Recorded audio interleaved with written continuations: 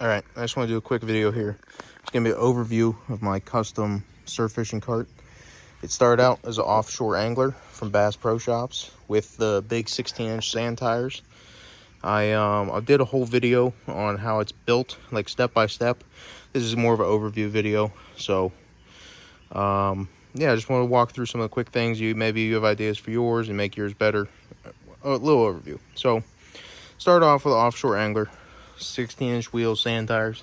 Ended up buying another set of Vevor 16-inch tires off Amazon. Attached those to the Surf Fishing Solutions lift kit. This is a 12-inch lift, custom made by Surf Fishing Solutions for these big and tall camping chairs. These are the Ozark Trail big and tall heavy-duty camping chairs. And you see I kind of overdid it with the lift. There's plenty of room when they're in the bags, but the ones I measured weren't in bags, and then I bought new ones. So 12-inch clearance, plenty of room to put more stuff under there. 12-inch lift. This is the standard width lift. It's not tucked. The place I fish, we rent a house, and it has a canopy of trees to get fishing access. So for that reason, I have to break all my big rods down to 2 pieces. So the overall height of my rods is only 6.5 foot because these are 10-foot rods.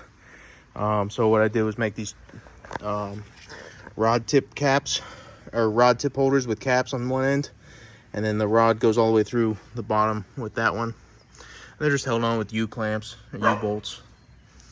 I also got other rod holders on here, smaller ones for just tools or accessories.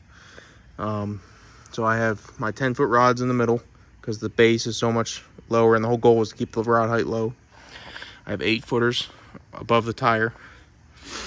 I have a 52-inch quart Coleman cooler I picked up off Marketplace. So I've been doing sharks and trying to get into harvesting sharks. So I got a little gaff for small black tips, a little tail rope, small black tip sharks. More just cheapo Amazon rod holders. We got my weights hanging on carabiners on the Surf Fishing Solutions bucket handle. And on the bucket handle, I mounted a Magma cutting board, bait cutting board.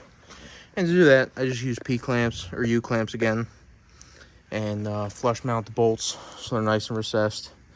On the front of the cutting board, I have 2 Harbor Freight magnet strips for holding tools. See, in the cart, I got my tackle bag that I use for everything. I got 5 PVC sand spikes. I could also go underneath if I needed more room. Other side, I have more rod holders. Again, 8 and 10 foot. And just this basic overview of this pretty simple surf fishing cart. So, any questions, let me know. I'll put out the other video showing how it's built. But overall, very happy with it. Very happy with Surf Fishing Solutions. And thanks for watching.